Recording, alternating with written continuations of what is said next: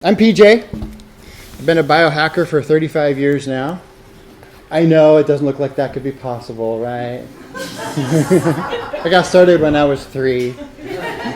So my passion started with exercise science, but also psychology. I was a psychology major at SPU before I switched to exercise science. And, I really love the brain and helping people with stuff, but when I was getting into the school of psychology there, I discovered that my classmates were a little bizarre, and so it kind of creeped me out. So I switched over to exercise science because that's my other passion, and so I kind of combined the two passions. And so biohacker has always been an interesting interest of mine. But first, who here does not know what the definition of biohacker is? Okay, so a lot of biohackers are here because it's, biohacker event. But it really comes down to using science and technology to find shortcuts and tips and tricks to hack your health and fitness. So that's kind of a definition. Webster's a little bit shorter, but that's really what it means when you hear the term biohacker. I've been an exercise scientist and researcher for 3 decades, since I got my degree in exercise science. I founded the xgym in 1998, and now we have a worldwide app and worldwide online training. So we train people live all over the world through their phones and a wide-angle lens. And I'm also an Alzheimer's disease and brain science researcher. So this is how my two passions are really combined. I was always really interested in psychology and the mind and the brain. Then my mom got diagnosed with early onset Alzheimer's in the year 2000. So that's when I really poured my research energy into brain science. And back then we didn't know enough to help her. So she passed in 2005, but I did not stop. And I've just been on a full sprint ever since then, just devouring the brain science. And I've learned a ton of stuff over the years. And that's what we're talking about today. So the topics are connecting your two minds, your toddler brain and your parent brain, and why that's important. We're going to talk about rewiring your brain circuits to get more willpower when you need it, habit formation hacks, turning pain into power, boosting your mental clarity and intelligence, and we're even going to do a 2-minute brain boosting exercise. So why brain training and what is it? Well, it's teaching the brain how to rewire itself, mainly by atrophying old nerve pathways and habits and easily creating new habits, but more importantly, making those new habits permanent. It's all about the wiring and nerve pathways. So this is the artist's rendition of some nerves talking to each other through the synapse. And this is a real picture of actual nerve pathways, because any thought, emotion, memory is an electric impulse traveling a certain branch of nerves. And the same memory is the same branch. Same craving, food craving, same branch. And so if you use that branch over and over, it'll get deeper and stronger. And if you don't use it, it'll atrophy, just like a muscle. I got to give a warning though, because these techniques that you're about to learn are like Jedi mind tricks, okay?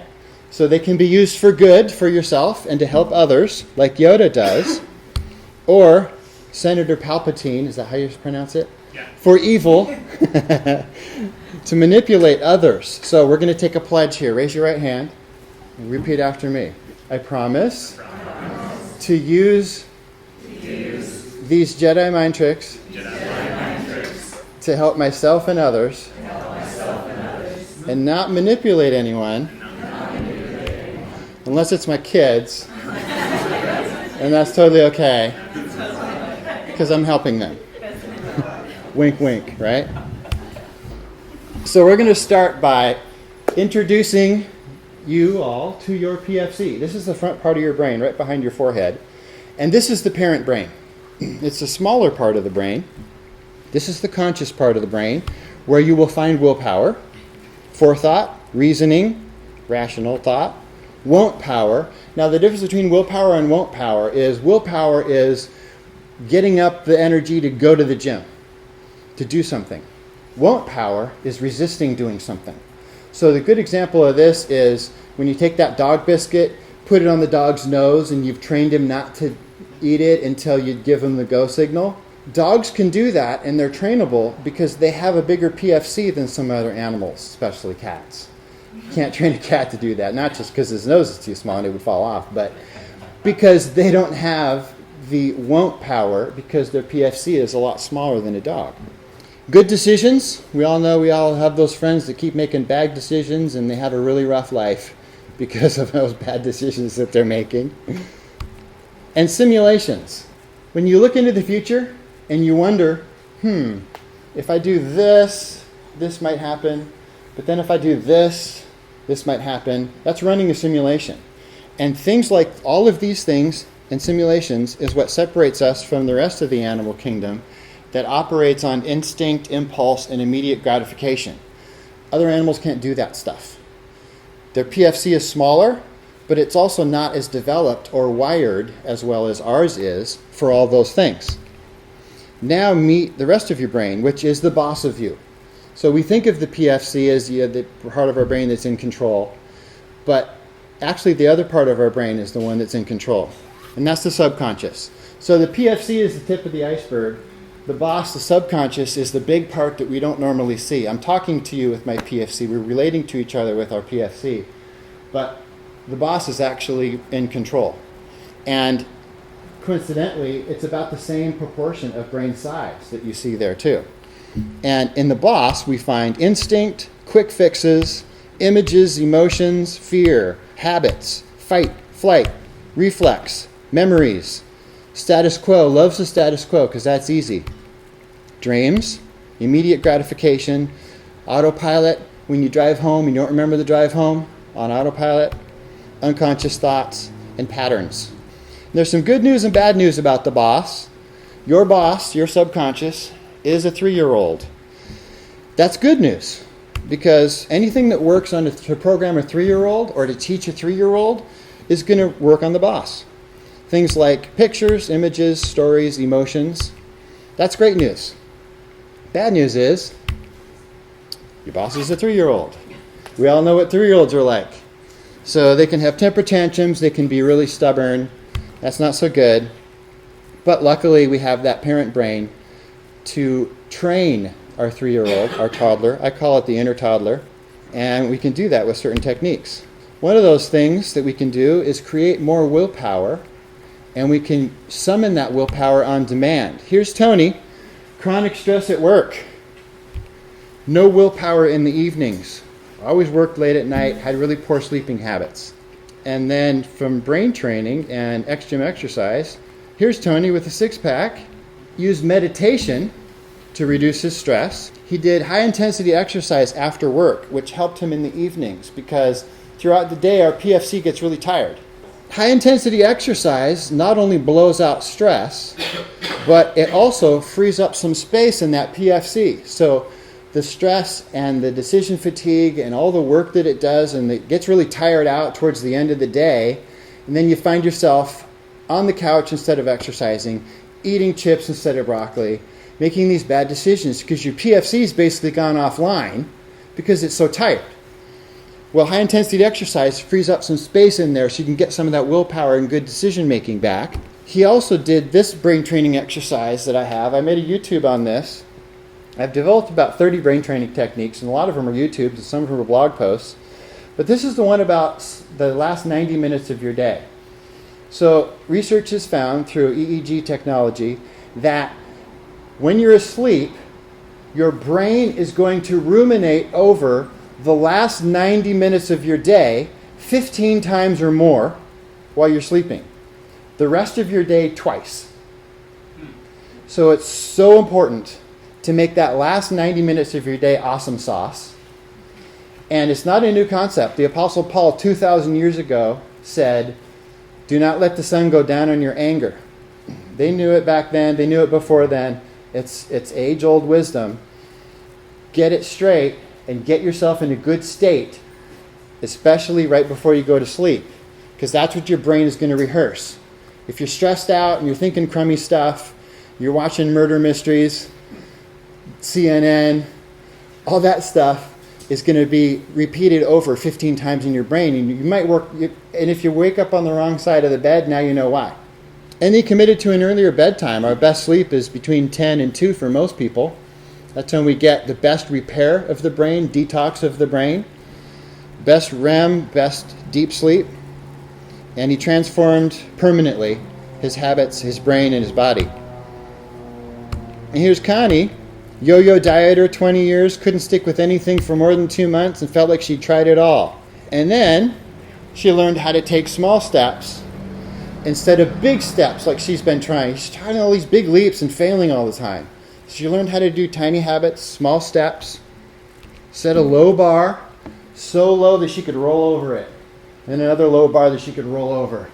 But every time we roll over that low bar, the next bar we set up is a little bit higher, not consciously, but because we can. And so we're rolling uphill. It might take a little longer, but it's permanent and it actually works, instead of those big giant leaps where we don't get anywhere and we're just frustrated all the time and yo-yoing back and forth. And look, even her hair got skinnier. Progress, not perfection. So it's all about setting progress as your benchmark, forgetting about perfection. Just put it out of your mind. No human's perfect. We never will be.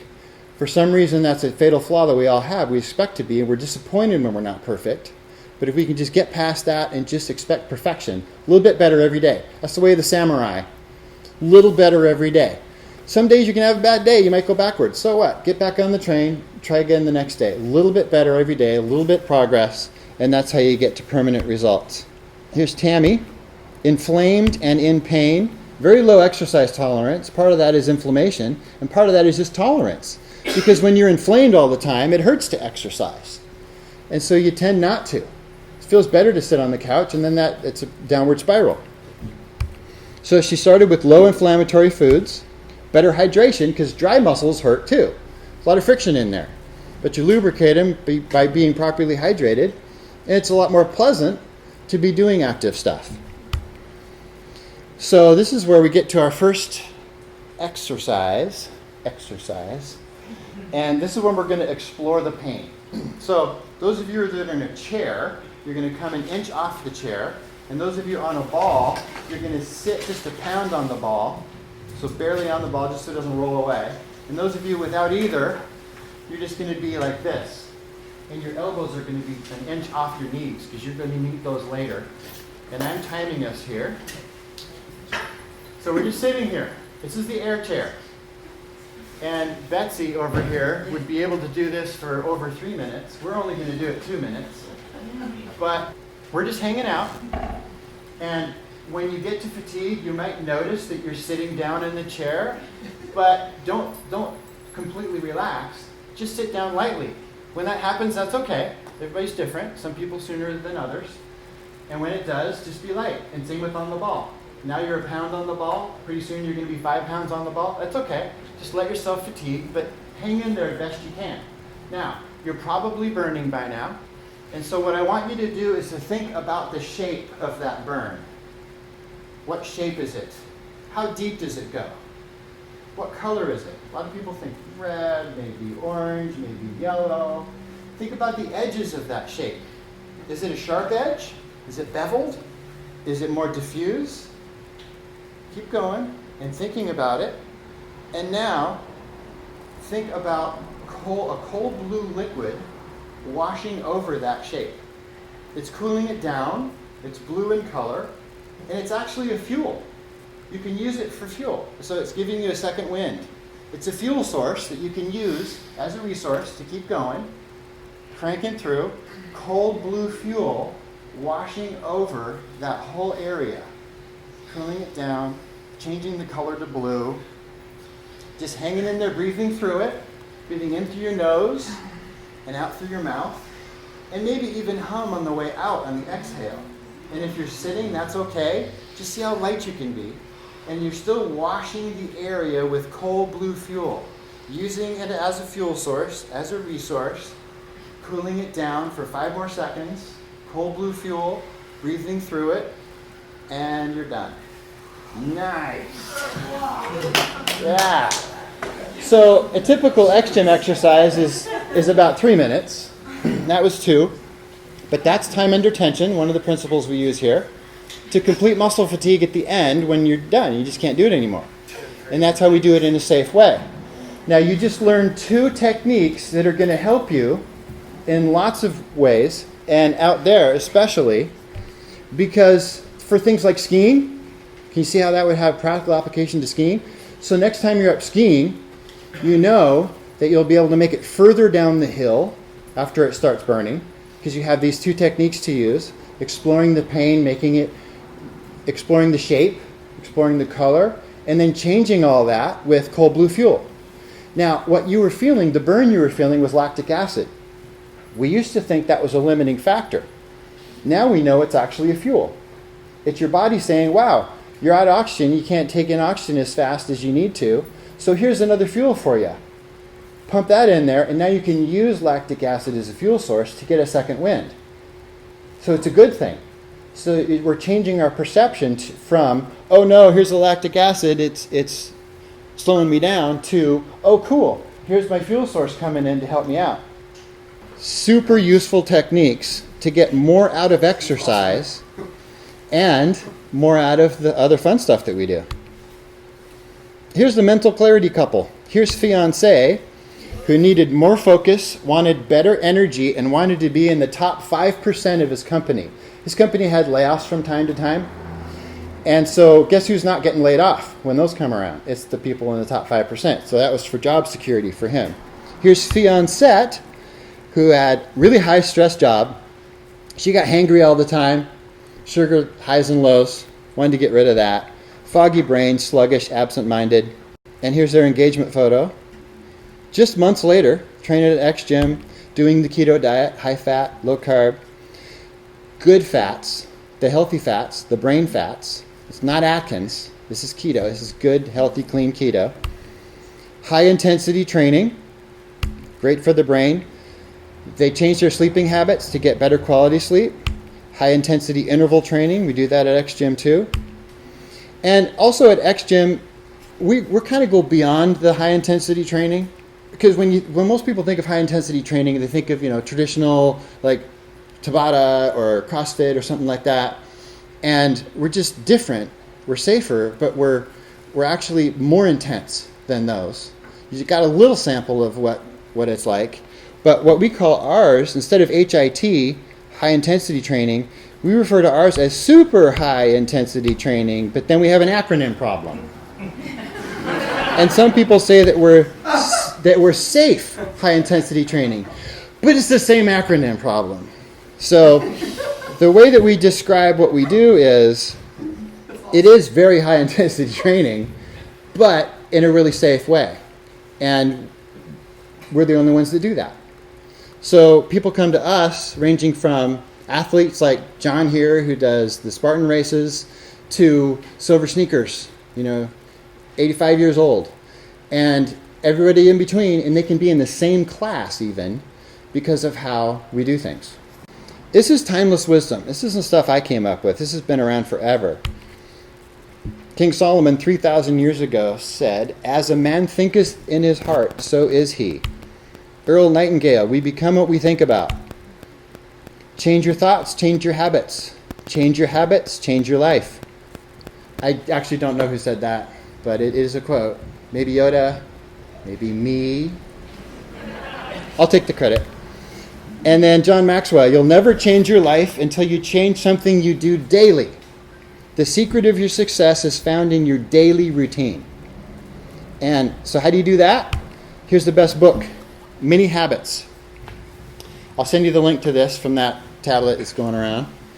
But this is a great book, and it's talking about like what I did with several other people previously on these slides, is just setting low bars.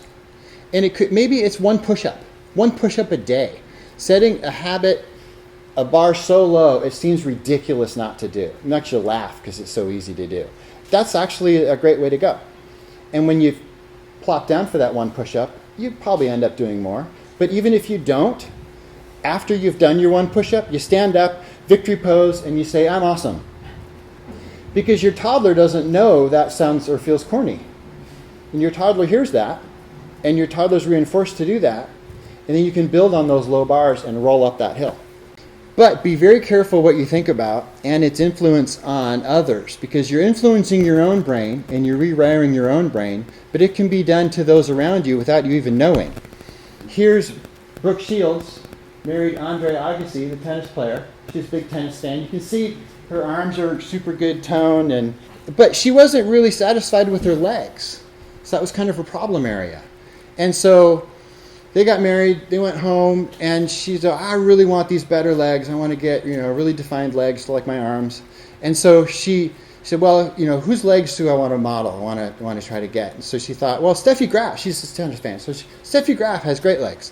So she cut out a picture of Steffi, put her legs up on the fridge, and every day, I want Steffi's legs, I want Steffi's legs. And it helped her and motivated her, and she got better legs. But what she didn't know is she was programming someone else in the household.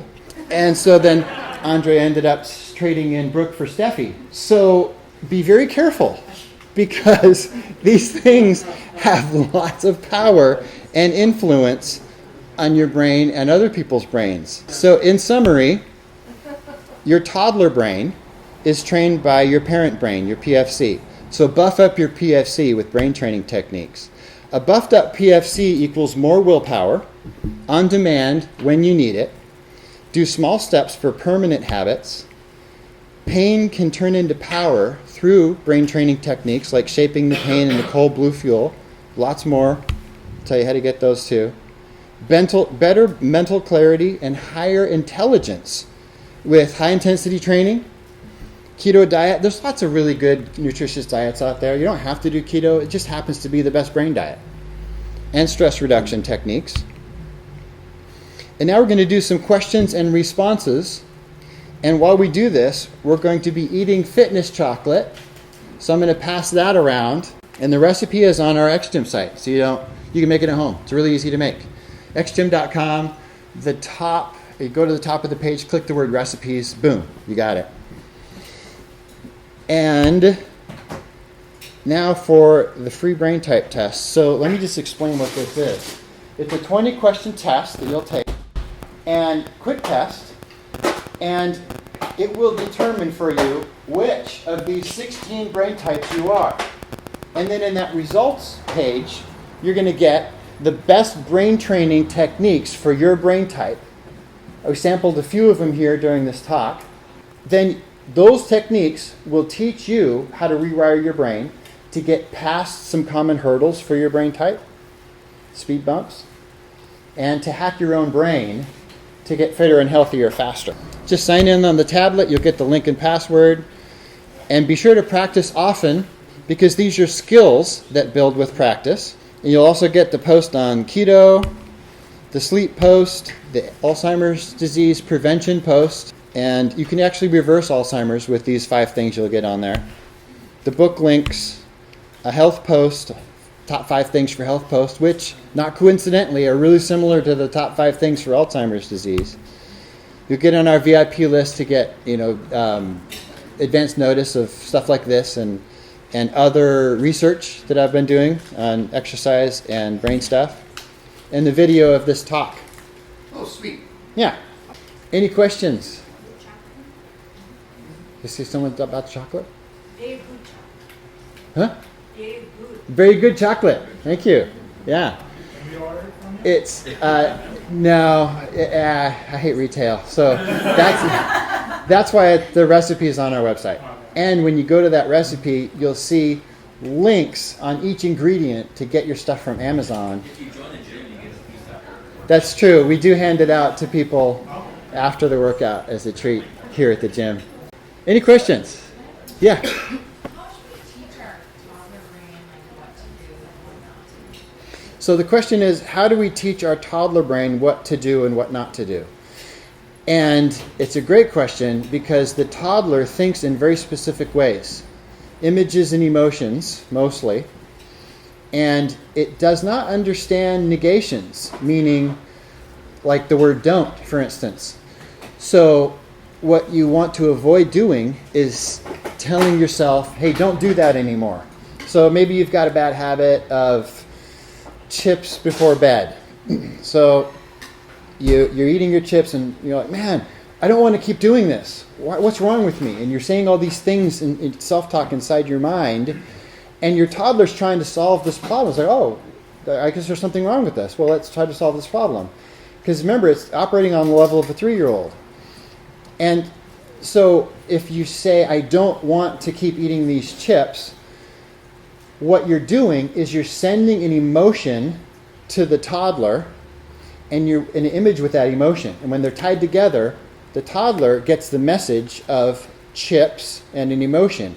Didn't hear the word don't. And so it doesn't hear the negation. And so it thinks it's supposed to help you want chips more. And I tell my trainers, when I'm training them how to be a trainer, I say, avoid using words like don't. If somebody is doing something wrong, what you tell them is what you want them to do. So instead of saying, don't pike your hips like that, you say, straighten your body out.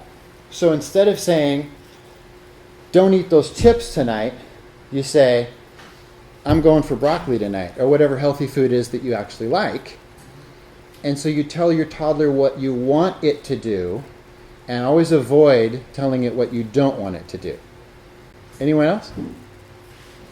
Why is xgym style the best for the brain? So you'll see on the 2 posts the top 5 things to get healthy and the top 5 things to reverse or avoid Alzheimer's. And number 1, based on all the research, is exercise. Number 2 is nutrition. They used to be reversed. Nutrition used to be number 1 and exercise is number 2. They flipped them based on what the research now. Oxygen to the brain. Oh. So the xgym style is super intense, and when you're done with each exercise, you're out of breath. But your muscles are also engorging with blood, so there's huge blood flow, and oxygen comes with all that blood flow. And so you're washing your brain with oxygen, and that's why it's best for the brain. Okay. Big, huge dose of oxygen. Yeah. I heard that the brain is 3/4 like good cholesterol. Mhm. Tons of cholesterol in the brain. Yeah. Cholesterol is not bad. Yeah. It's really been not. vilified, of course, Yeah. and the mass media is going to tell us to avoid it. But cholesterol is good. We need cholesterol. It's the membrane of every cell, too. Yeah, I'm keto. Yeah. But I was just saying that in addition to oxygen, that healthy fats is so important for the brain. Yeah. Oh, yeah. Yeah. Absolutely. Yeah. The brain is mostly fat, and it needs fat. Our body needs fat. And we've been taught over the last 50 years that fat is bad. I know. Just And- brainwashed. Yeah, and as soon as we started eating lower fat, we started getting fatter. Yeah, because it put 3 times the amount of sugar Yeah. in everything. Yeah, we did. We did a Fat. great job of reducing our fat intake. And then we got fatter. So now we know that to burn fat, you eat fat. And you reduce the carbs. Reducing carbs has a lot of other great health benefits too. But yeah, for sure, fat. It's got to be the right kind of fat though. Yeah. Anyone else? Yeah. What are the benefits of outdoor activities like hiking and cycling as far as brain health? Oh, amazing. Because you're outside, especially, in the weather, in the sun. Sun is not bad. Too much sun is bad, but sun is good. We avoid the sun, and we shouldn't be avoiding the sun. And so getting outside, fresh air, moving, oxygen, anything that makes you breathe harder than normal is awesome for the brain. And just being out in nature is amazing. Right, Betsy? Yeah, well, hiking on uneven ground is probably one of the highest levels Mhm. of anti-Alzheimer brain activity you can Yep. do. Yep. Consciously, unconsciously working that brain. Yeah.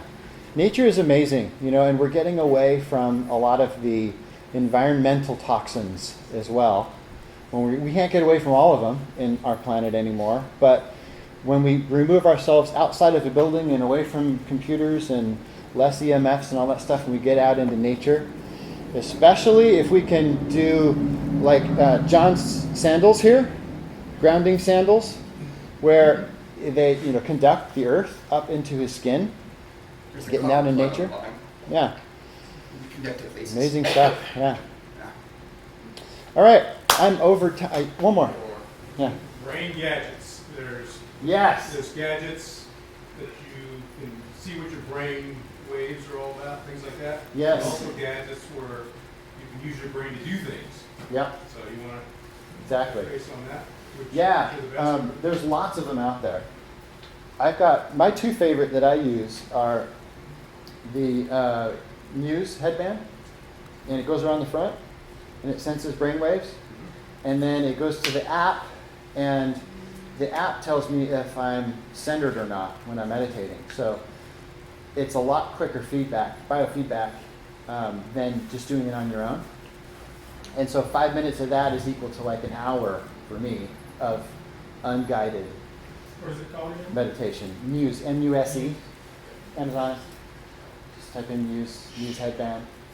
Shout out to, there's a friend of mine who's about to come out. I think it's going to come out to the public in maybe a couple weeks or a month. Mhm. Apollo Neuroscience has a Yeah. great one, which basically it's a vibration frequency device that helps you change your state, Wow. change your actual brainwave state. Yeah. And it's run by a guy named Dave Raven, who's running one of the largest epigenetic and psychedelic studies in the world. Wow. And it's really cool. I've used the prototype, and the one that comes out is going to be more powerful. So that one's another one to check out, but it's not Wow. the same as What's it called?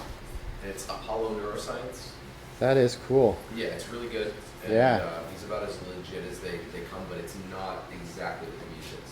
Yeah. It's slightly different, but you'd be Right. sucker. And my other favorite is HeartMath HRV trainer. So it's got a little earlobe clip, and it's also an app, and it gives me some guided breathing, and it tells me if I'm getting higher HRV, heart rate variability, and it's another great meditation biofeedback. All right. Awesome. Yeah, Thank you so yeah, much. Cool. Appreciate that. Yeah. Good job.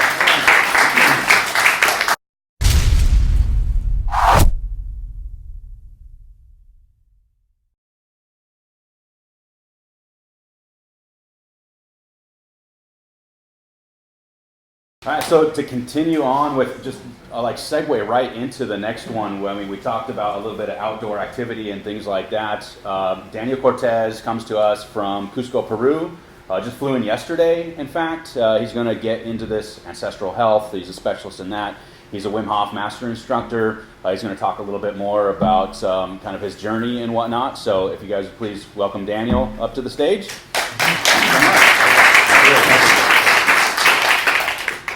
So, first of all, thank you so much for having me, Beverly and Van Steve. Thanks for putting this on.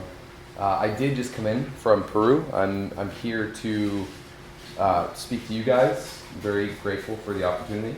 And then I'm going up to Salt Spring Island, which is right off the coast of Vancouver Island, to teach a retreat, which is ostensibly about a lot of the things that we're going to talk about. And if anyone is still interested, I think there's a few spots left. There's not many, but there are a few spots. It's October 25th to the 29th on Salt Spring. You can find all the details on my website, which is my name. It's danielcortez.com. So I figured what I would do, first of all, it's very serendipitous, right, that PJ spoke first, because I didn't know anything about PJ except for what I saw in the bio.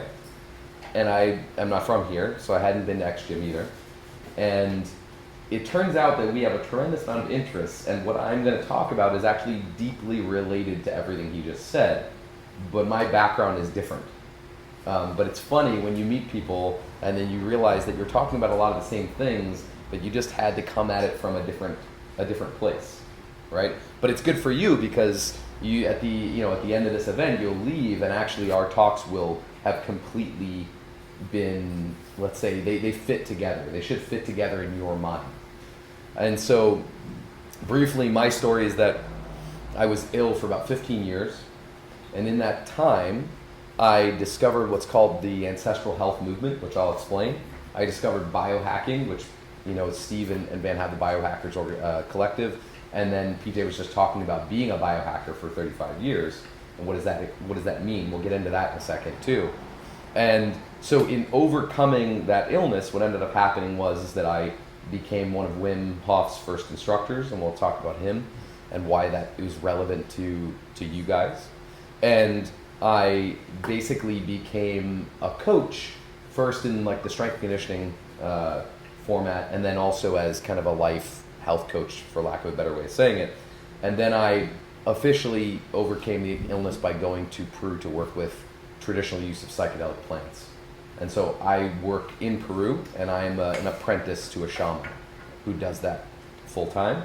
And then I also have my own business online where I coach people, and then I go around the world and I teach both retreats and workshops. So that's like the really short version of an insane story that took a long time. And now I'm lucky enough to be here.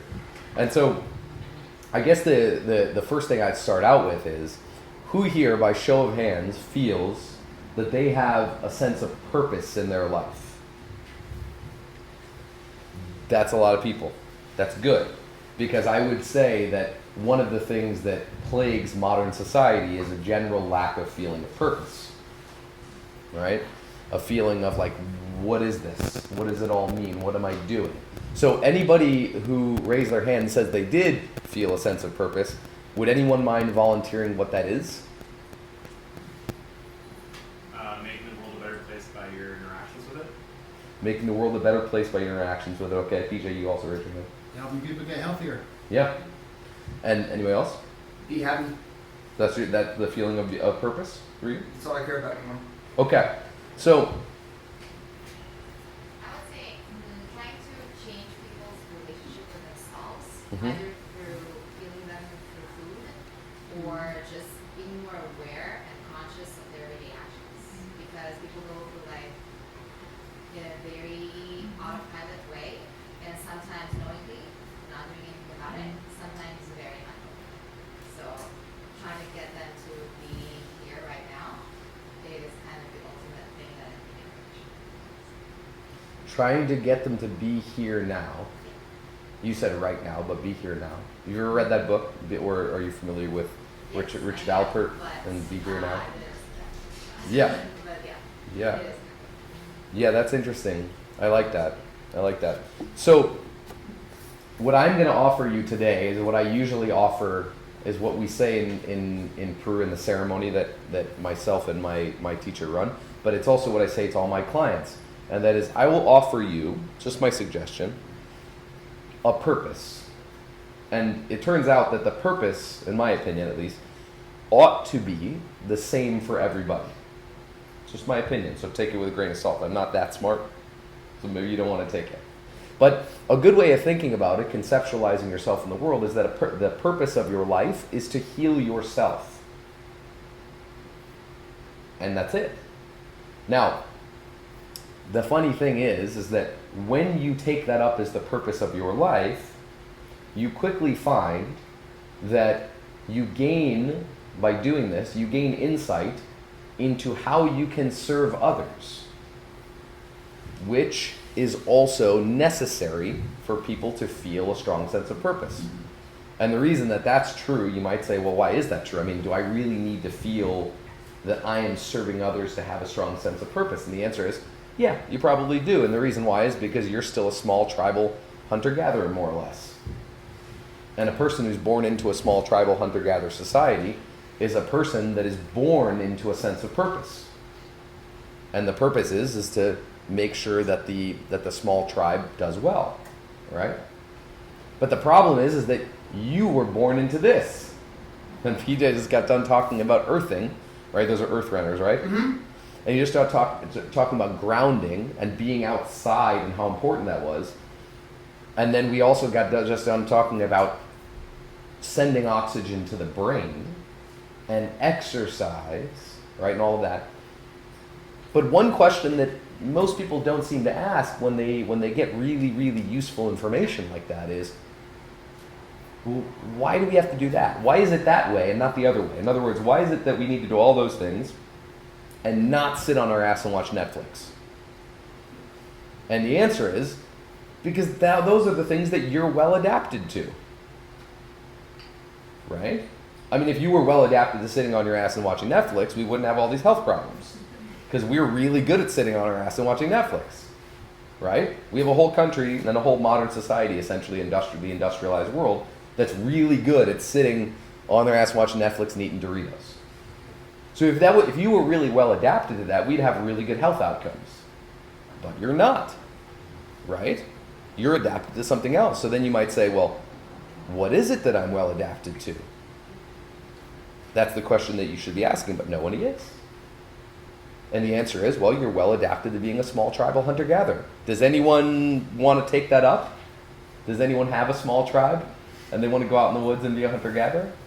I kind of do. To be honest, I kind of do. I'm one of the only people that I know that would actually do it.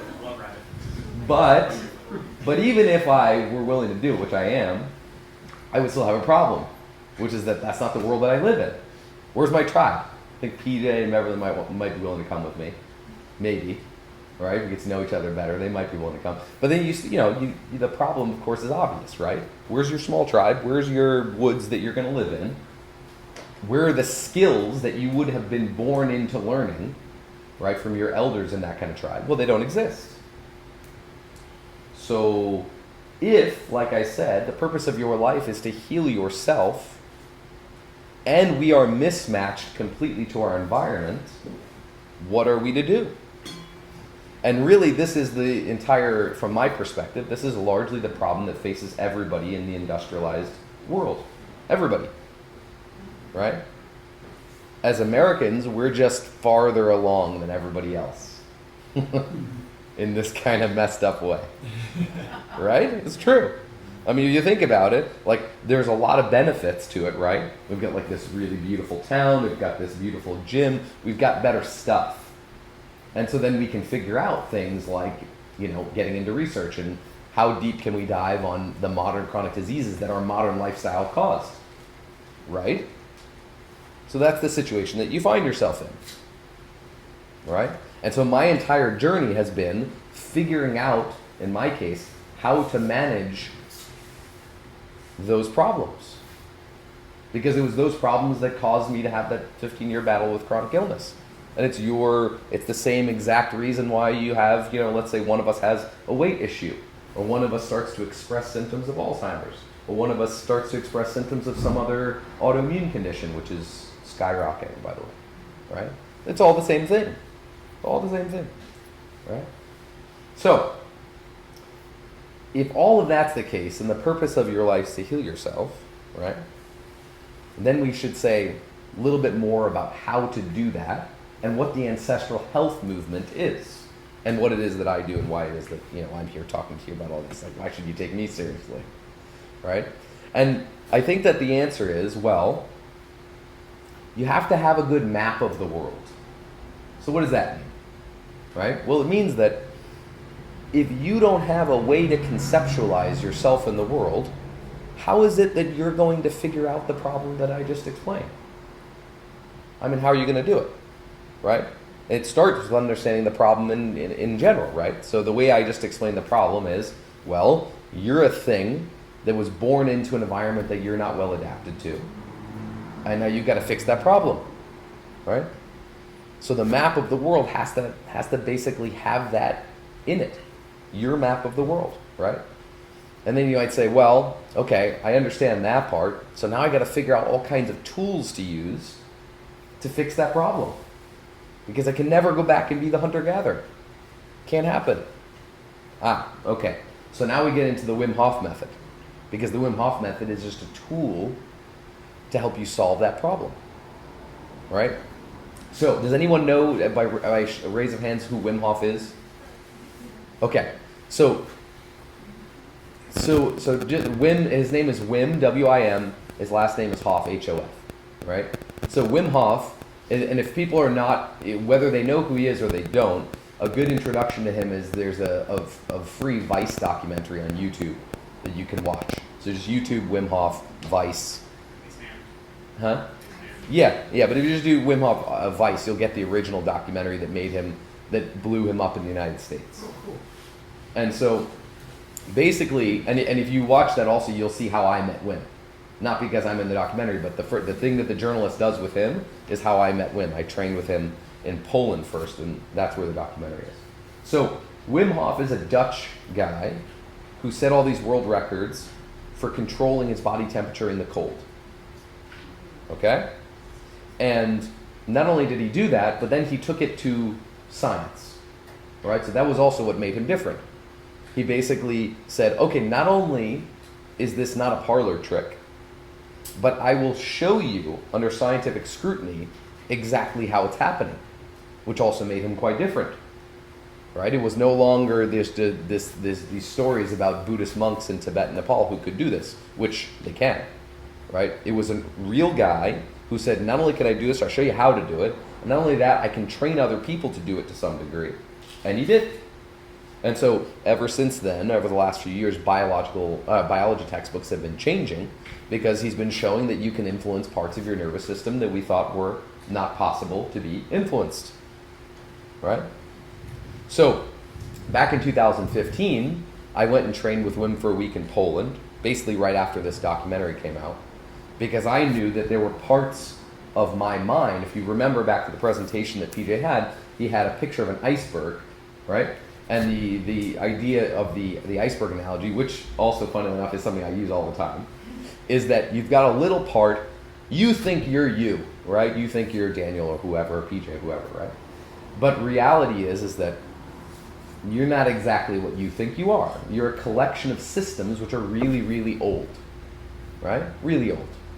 And then most of what's really driving your behavior is underneath the water, right? If you're the iceberg, most of what drives your behavior is underneath the water, but you think it's the little bit that's up top, above the water that's driving everything. It's not true, right? And so I pretty much had like a very basic understanding of that, and I saw this guy doing these crazy things, and I said, well, I must have a lot of power too that I haven't tapped into. There's a lot of my way of looking at the world that's not accurate because I'm sitting here not feeling well, and this guy's doing crazy things, and yet what he says makes sense. I mean, people live, we're the descendants of people that lived through the ice ages. So what is it that people can really do? And so I went to go find out and climbed a mountain in my shorts and did all kinds of crazy things with Wim. And then the next year I became one of his first instructors in North America. And I've been doing that ever since. And that's a big part of what this retreat is on the 25th that I'm teaching, right? But, Quick question. yes, I did watch the documentary and I was wondering, yeah, the training was so short before you had to climb the mountain. it's a week. Were you cold? Yeah. Yes. So you were cold. Yeah, I was wondering, are those people cold because, Well, obviously you're not as trained as he was at that time. yes, but it's the cold that is the teacher. The cold teaches you. You don't need to prevent yourself from feeling cold, right? It's not you want to feel it, right? Because the cold is triggering something that's already within you to bring out the heat. And then over time, of course, just like anything else, you build up adaptation to it. And so more and more and more, you can go farther and farther without being as bothered by it. But it's always cold. It's just that you're not fighting it. You're not fighting any sense of cold or fear, right? But your dog thinks that it's cold. Well, I should say your dog is cold or feels something that triggers something to shiver or to allow it to bring warmth to itself. It just doesn't dwell on the fact that it's cold. Make sense? Same idea, right? So, in any case, I did that, and then I've been teaching for the last few years as one of the first instructors, and so that's basically what I do, and now all of my work, which is really nice, is formed into one thing. It's all the same thing. It's all about building maps of the world, right, and helping people understand that the better your map is, both in a scientific sense, in a rational sense, but then also in a mythological sense, because the language of your unconscious mind is largely mythological, right? The better those maps are, the more well-being you have. It's more or less, I mean, it gets into super complex territory, but that's more or less the way it is. And so I mentioned the ancestral health movement before, and the ancestral health movement is an actual movement, and it's basically evolutionary biology and anthropology driven health. And that's where we get our best hypotheses for health, basically. It's just that it's not mainstream, right? But, keto diets and fixing your sleep and gut bacteria, gut microbiome stuff, that all comes out of the ancestral health movement, right? And so to tie this back in, and then I'll kind of wrap up and we'll do some Q&A, and then we're going to do a breathing session in the back here, I imagine, because we're going to want to be lying down if you can. Just to wrap it all up, what I would like you to leave with is that you have to have a map of the world. You have to have a way of conceptualizing yourself in the world that gives you explanatory power, right? So it allows you to make new decisions all the time by yourself. And I would suggest that in the scientific way needs to be built around this ancestral health movement, or else you don't have a really good, accurate representation for yourself of what you really are. Because if you just keep wandering around the modern world thinking that this is all normal for you biologically, you are sorely mistaken. And it will result in you doing things the way everybody else does in our society. It's not because they're not smart, it's because they don't have a good map of the world. So when you see people that are doing yo-yo dieting, they're going to this gym, and then they're going to go do CrossFit, and then they're going to go do this, and then they hurt themselves. It's like, it's not because they're not smart. It's because they don't have a good map of the world. They don't have a good way of conceptualizing themselves. And once you have a good way of conceptualizing yourself in the world, then you can start to really fill in your map, right?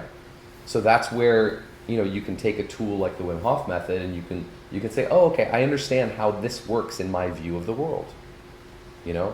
In my case, given what I do, which we haven't really talked about much, which is the work I do with psychedelics in Peru, that is a tool for tremendous healing, but it has to make sense in your view of the world. If it doesn't, you're still looking outside of yourself for something, which is no different than taking a pharmaceutical. And it's not going to work, right? So, basically in summary, I would like you to I think it would be good to leave with an understanding of how my talk kind of was a complement to PJ's in a lot of ways. You have to have, if you're going to do brain training, for example, it would be helpful to see how it fits into your map of the world. And I would suggest to you that the way to conceptualize yourself is basically as a thing whose purpose is to heal itself. And the reason that you have that purpose is because you were born into an environment that you didn't choose. And you're not that well adapted to it. So what are you going to do about it? Well, the answer is you got to heal yourself.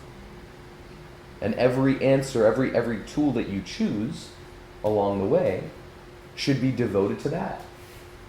And so then when you come to, let's say you come to xgym, and then you say you listen to PJ talk, and he gives a very convincing presentation, and he can explain why he thinks what he thinks. If I was here, for example, I would go here. And why? Well, it fits in my map of the world. It fits, it makes sense. It's like, well, I do need to train my brain. Why do I need to do that? Because I'm not well adapted to the place I live. And that's why people get all kinds of neurodegenerative diseases, right? Does that make sense? So it's really about having a map of the world that has explanatory power, and then every tool that you use becomes an easy equation. Does this serve me in my path of healing myself, or does it not? And then it becomes that simple. But if you don't have that, it's never simple. Ever, ever, ever, ever. Because that's why people will go from no, I'm a vegan, no, I eat only meat, no, I only eat eggs and bacon on Sundays, right? And it's like everything is all over the place. And it's definitely not because they're not smart enough. It's because they don't have a view of the world that any of that makes sense in. It's always looking outside of you for something to fix you, to save you. And that's never going to work. Right? It is, you already possess what is necessary to do it. It's already within you. But you have to have a good view of the world that actually helps you explain things and make new decisions and heal. Right? So, I think I'll open it up to Q&A. I think I'm ahead of time, which is what I wanted, because I want to make sure we have a longer breathing session. Because if it's too short, you'll still get a little bit of a taste, but the longer it is, the deeper you can go into it, and the more relaxed and the more profound the experience will be. But since I ended early, we also have plenty of time for Q&A, right? So does anyone have questions? And it can be about anything. I mean, that we didn't even touch about the psychedelics, but that is the main focus of my life. It's just that that's a deep conversation. So I am curious about the method in which you find your grounding for the psychedelics. And when you talk about ancestral, we all come from different ancestries, in a sense. Ancestral health is a blanket term used to refer to the idea that our hypotheses about our health should be driven from evolutionary biology and anthropology. That necessitates, that view necessarily includes the fact that you and I are from different ancestries. So how does that impact how we find our truth or our purpose? Oh, how we find our purpose? Right. Our purpose, or how we derive, we're all essentially having the same purpose, but Yes. then how we derive our goals of reaching our purpose are going to be different. Okay. It's a very good, complex question. I'll put it this way. I argue, I put it out there for you to see if you think it is metaphorically true, meaning that it has adaptive value, right? Not objectively in a way you can scientifically measure it, but metaphorically, which is the language of myth, essentially, right? So I propose to you that everybody really has a twofold purpose, essentially. One is to heal themselves, and two is to serve others. But you cannot serve others until you heal yourself sufficiently. It's never going to work. So that is, in my opinion, the way to conceptualize yourself in the world for the least amount of suffering to you. Okay? That involves a lot of work because it's based around the idea that you must build and develop the individual. Okay? I would say that should be, that is, particularly in Western society, a society that's built around the individual for the most part, that is the way that you ought to approach the problem. And that it doesn't really matter beyond that. Now, I think you're getting at, and you correct me please, that you're getting at, well, how do I actually go about doing that? And that's a really complicated question, right? Because you have to figure out a way, because again, you have to start with healing yourself only. The other things tend to reveal themselves in the quest to heal yourself. This is a very counterintuitive idea. But with life the way it is, are we constantly trying to heal ourselves? Because life Exactly. Exactly. And because of what I said before, which is that you're mismatched to your environment. So you're always going to be on the path of healing yourself. It is never done. There's another reason why it's necessary to conceptualize yourself like that, which is that if you do not progress forward towards something, in this case, healing yourself, you stagnate and you will decline. You are always needing to be essentially looking up the mountain. Always. That's, human beings are aiming creatures. And so they need goals. And without it, they fall backward down the mountain. And so to avoid that, you have to have a way of looking up and that says, I am headed towards that. It does not matter that if you ever reach it, right? It doesn't matter that you ever heal yourself. It is a way of conceptualizing yourself and aiming yourself towards a higher goal, towards a higher principle. And I don't know if I can ask. Yeah, of course. Ultimately, we're human, we're going to die. Yes. So then how do you... As far as I know. Yeah, so then that eventually, shouldn't we also be at that journey as we're looking up for acceptance of where we are at any point? But to heal yourself, you must go through, ultimately, I mean, this is a deep conversation now, but ultimately you must go through, in my opinion, what Jung called, the famous psychoanalyst Carl Jung, called individuation. And that is the way of healing yourself, especially for the Western mind, in my opinion. Happy to talk about that later, but that is essentially the basis of a lot of my work, is teaching people how to do that. But keep in mind, this is stuff that the Taoists and Buddhists and then Jung 100 years ago have been taught. Well, not Jung because he's only lived 100 years ago, but that we've been talking about for thousands of years. My take is essentially how to do this, but with an eye towards the modern world and evolutionary biology and anthropology, if I had to sum it up. I mean, we're talking about stuff that literally I'm in the process of like writing a book about. This is a deep conversation. I don't want to short shrift the answer to you. But yes, to heal yourself, you must go through the individuation process or some other processes that basically are from the Eastern world, which mirror the individuation process, which means the acceptance of existence, which means the acceptance of death, which is a preparation for it. Yeah. Right. So, if the goal is for the individual to heal Mm-hmm. himself or herself, Yeah.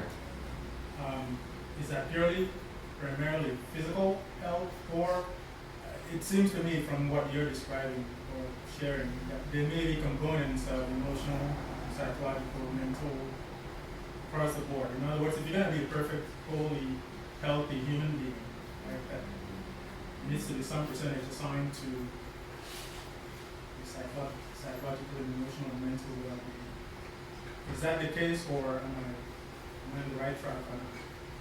Yes, you're on the right track. But the farther you go along the path, you realize that there was never any separation to begin with. So in the beginning, it took me a long time to do this because it took me a long time to get far enough healing myself to where I was able to competently help other people to do this. But in the beginning, I had to conceptualize it myself in certain ways where everything was separate. Everything had its own little piece. Everything had its own little place on the map, right? And I do that for clients now, right? Because my life is very strange. I mean, what I do is basically to exist in a very traditional role of the mythological world, which is not something that the modern Western person, myself included, grew up with, right? So in other words, the person who does what I do, there is no separation between any of them. But let's say you're my client. Is that going to be how you think right away? Of course not. Of course not. So what I do is I help people see that there are all these components. So for example, traditionally I explain to my clients that there's like a 4-pillar model, right? A map. And there's a biopsycho-spiritual component, there's a biomechanic, there's a bionutrition, right? And then there's a biorhythm component, which is like your sleep and your circadian rhythms, your biological rhythms. That's just a map though. The map is never the terrain, right? You see a map of different countries, right? Is the map the terrain? No, it's a representation of it, right? So I can give you the map, but the farther one, in my mind, there really never was a separation. But I'm explaining it to you so that it makes sense for you. It has explanatory power. Does that make sense? So to answer your question, yes, you could conceptualize them as having many, many different parts, right? But eventually you realize that there never was a separation between your nutrition and your sleep, and there never was a separation between your stress management and your ability to train hard, for example, et cetera, et cetera, et cetera. There are no borders. There was all an illusion.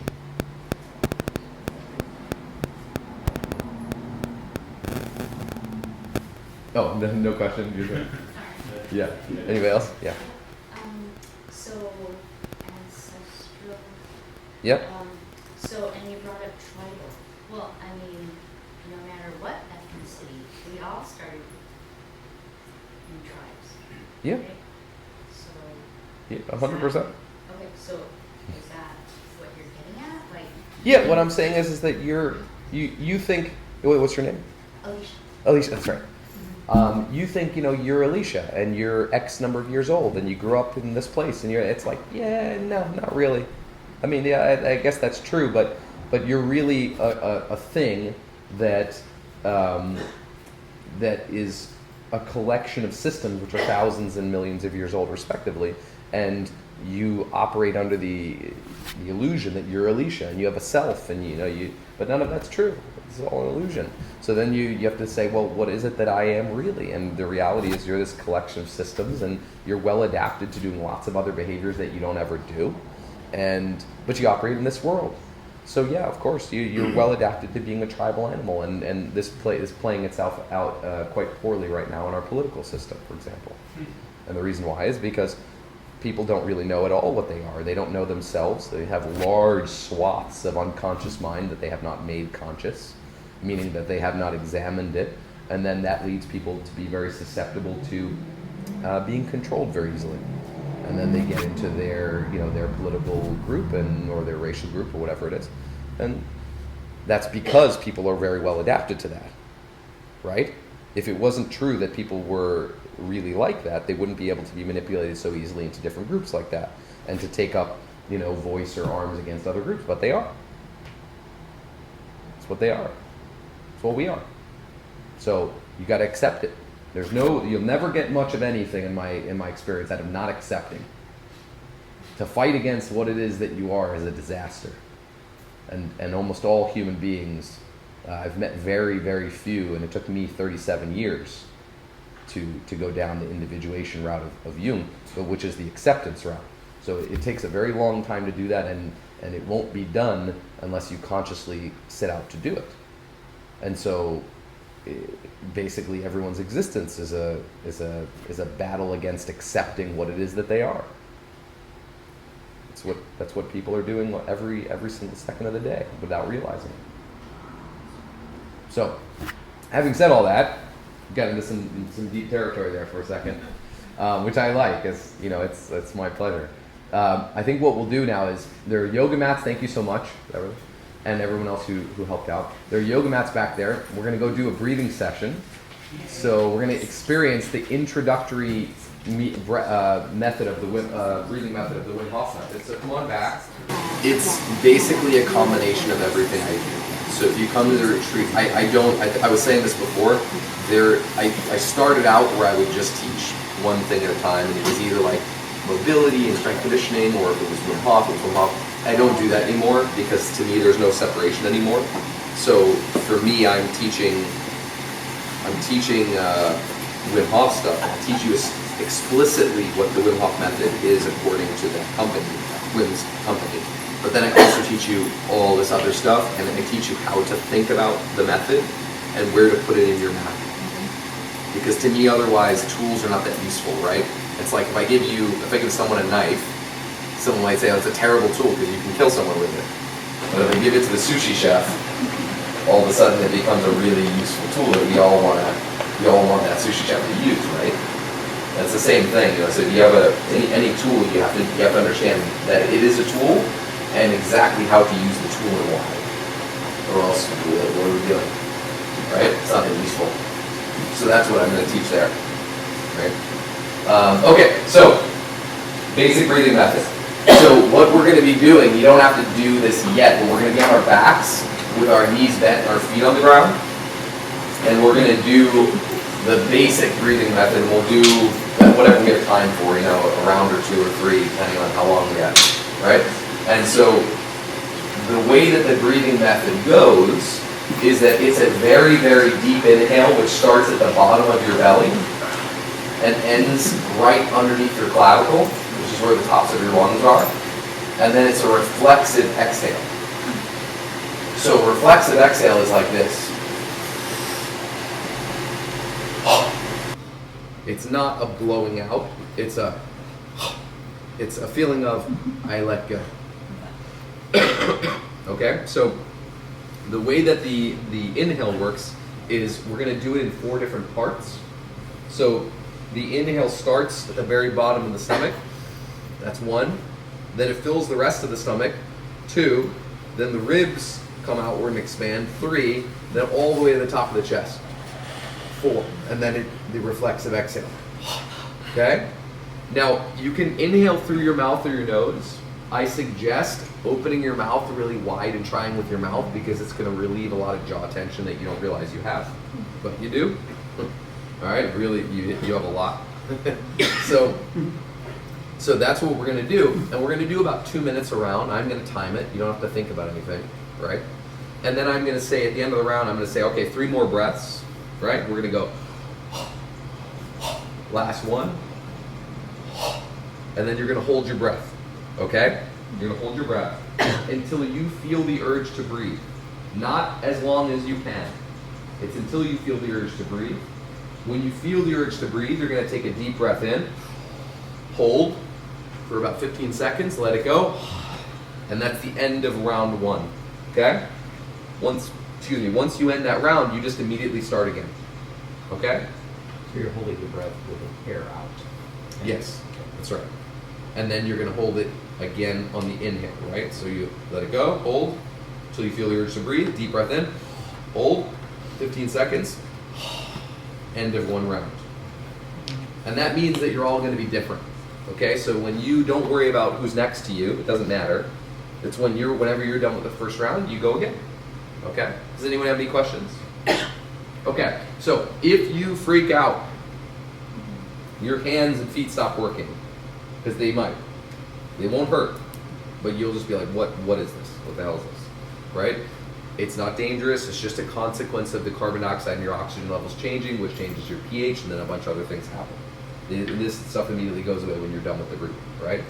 If you feel like you want to cry, you want to scream, you want to laugh, all of that's okay too. Also it's the same thing, it's a consequence of that, okay? So let's everybody lie on their back. Bend your knees with your feet on the ground. Okay. All right. Close your eyes. Relax your eyes. So if you pretend like you were looking out really far away, and you could also see all the way out to each side, like you're basically taking a panoramic picture. Even though your eyes are closed, you can still do that. And that will allow you to relax even further, okay? Okay, let's begin. Deep breath in. Let it go. Okay, let's keep going. At your own pace. Deep breath in, let it go.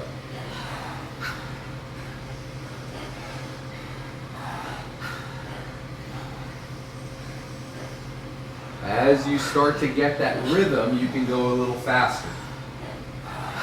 Remember, we're focusing on the 4 parts of the inhale. Deep breath at the bottom of the stomach, then fill the stomach, then fill the ribs, then fill up the chest.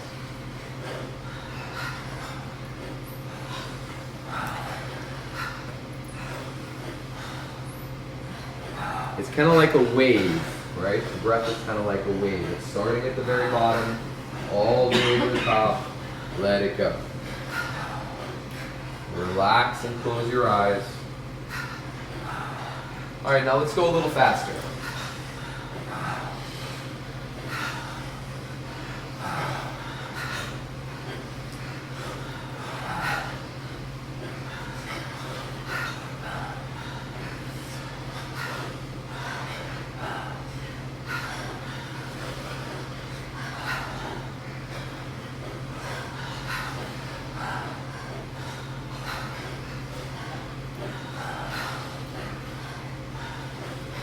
Little bit deeper breaths, guys. Expand the belly all the way to the top of the chest.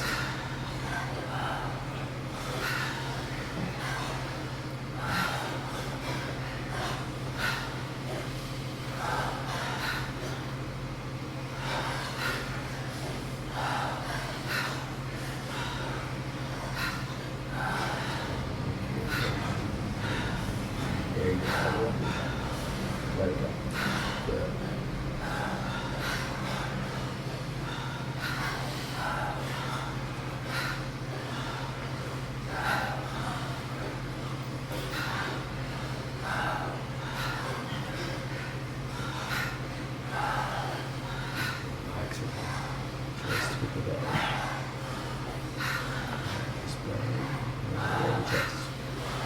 Almost there, guys.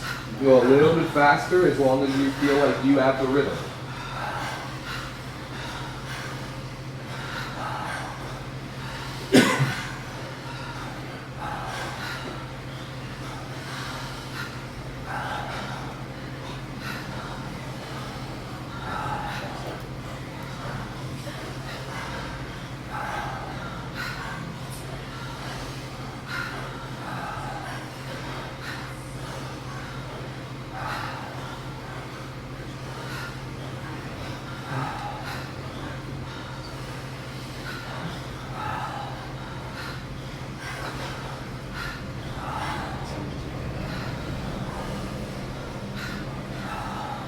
All right, 3 more breaths. Fully in, let it go. Fully in, let it go. Last one, fully in. And let it go, and hold.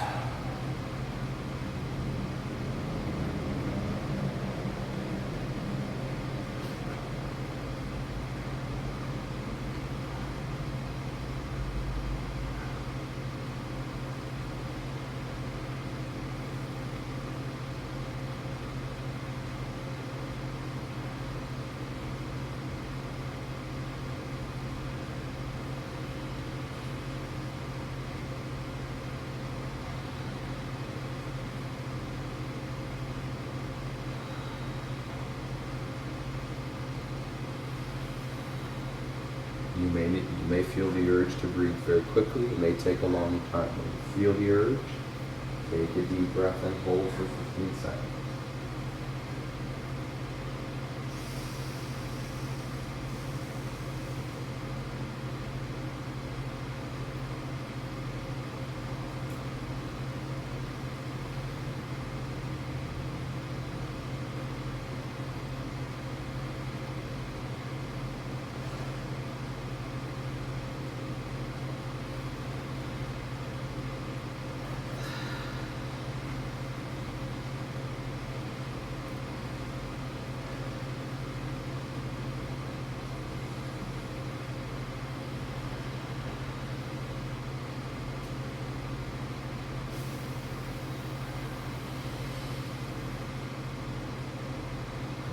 Done with that round, go right back into your second round.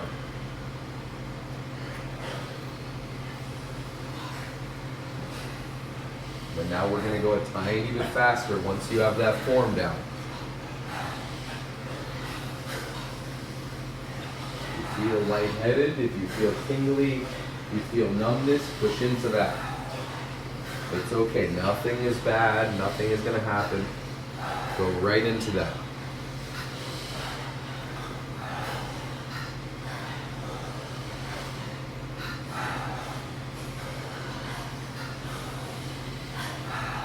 Resist the urge to open your eyes and look around and make sure you're okay. You're definitely okay.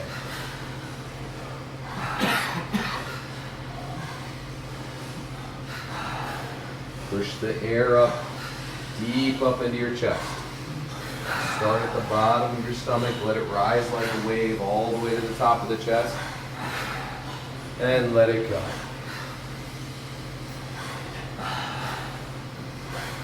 Once you feel really comfortable, on the exhale, you can make a little noise from your chest, like this. In the exhale.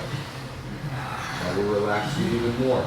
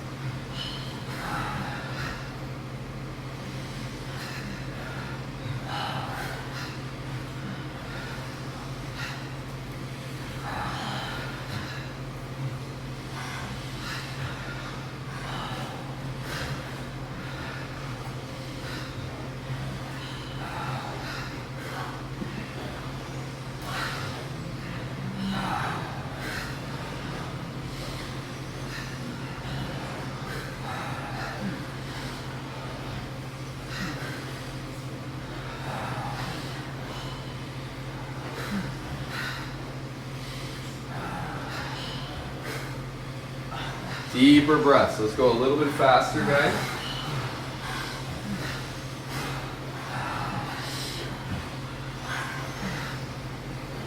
Let go on your exhale.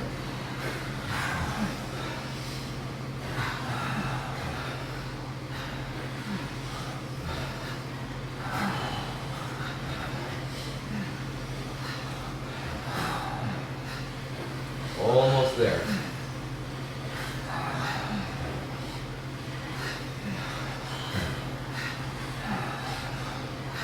All right, 3 more breaths. Fully in, let it go.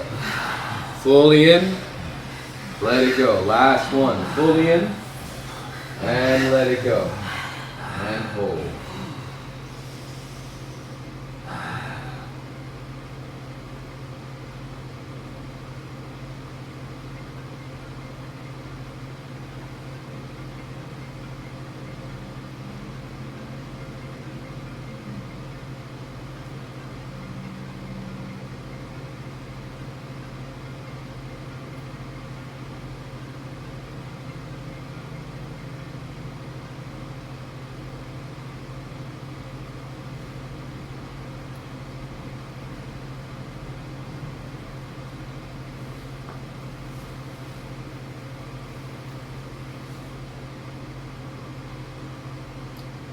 All right, now slowly lay your legs down.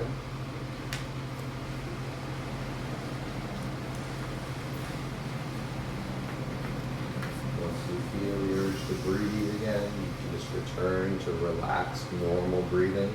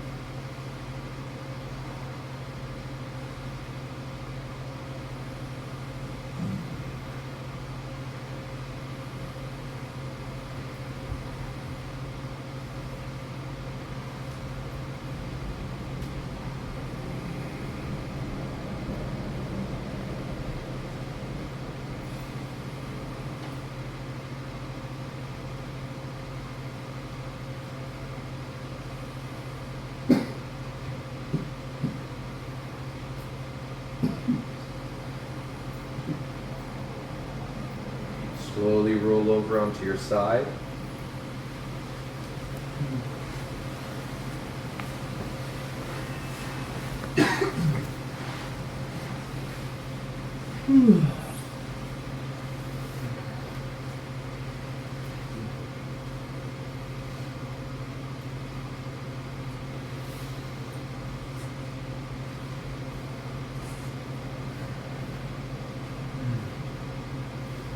Slowly come on up to sitting. Keep your eyes closed. We're going to close the introduction to this particular method and then with the event in general with just some breathing together. So,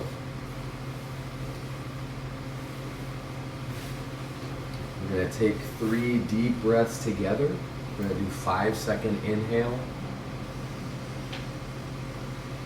5-second hold, 5-second exhale, and 5-second hold. Ready? Mm-hmm. And begin. Inhale. 5, 4, 3, 2, 1. Hold. And exhale. 5, 4, 3, 2, 1. Hold. Inhale. 5, 4, 3, 2, 1. Hold.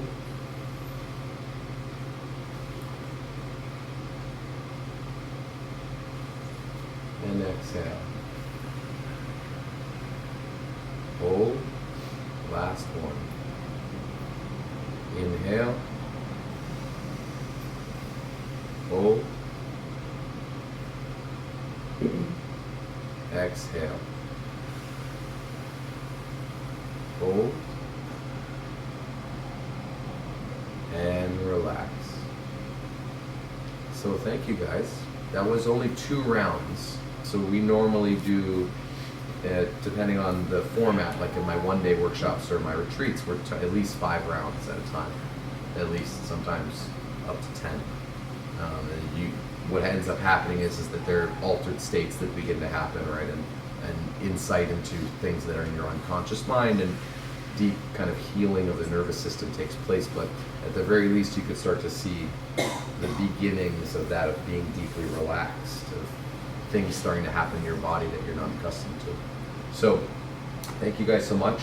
Thank you. Yeah, I That's will cool. be here for a few minutes afterwards, at least, that people want to talk. And I just, thank you so much for coming out. Thank you.